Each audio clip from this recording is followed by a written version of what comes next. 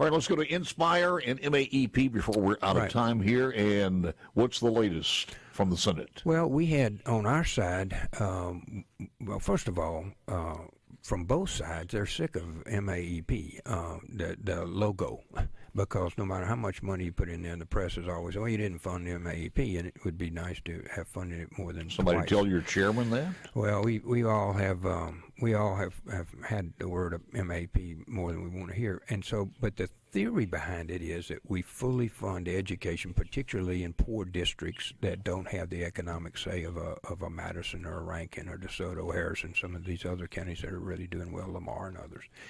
So the story was to go back and give more money to lower performers so that each child had an equal opportunity to learn, Paul, and that's a good concept. Now, what we call it may be something else.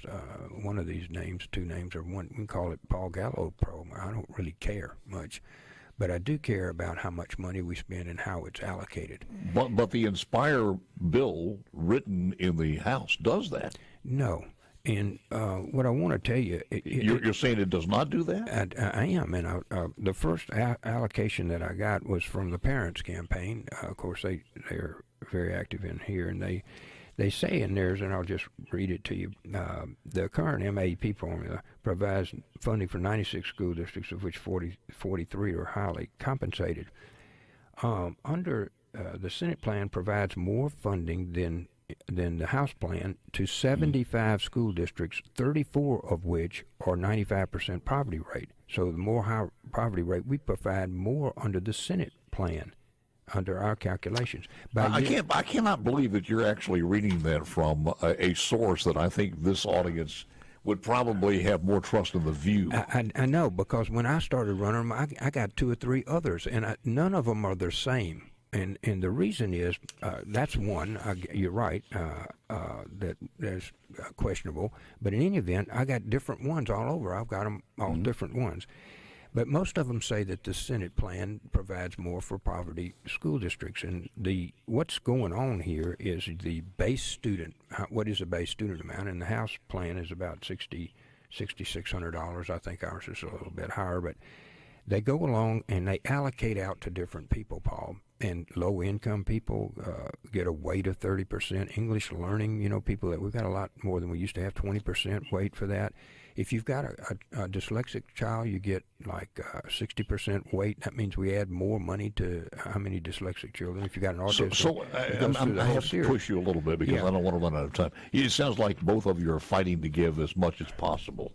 We are. And you're saying the Senate gives a little bit more than the House version, regardless of what it's called. So why cut off conference on this? I'm not cutting off the conference on it, and you're my exactly understanding right. was that the conference was you weren't going to go to conference on it.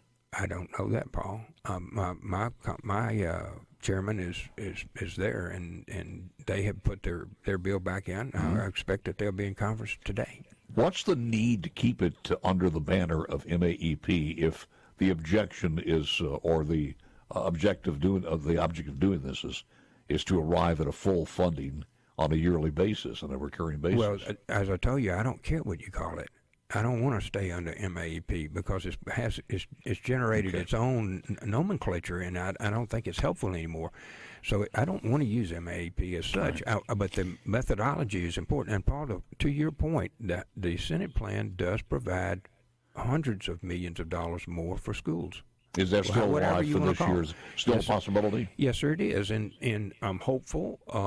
The House put it back in another bill. These go back and forth. They kill ours, we kill theirs. They put it in another plan. It goes back and forth. But it's still alive, and I'm hopeful that it will be finished this year.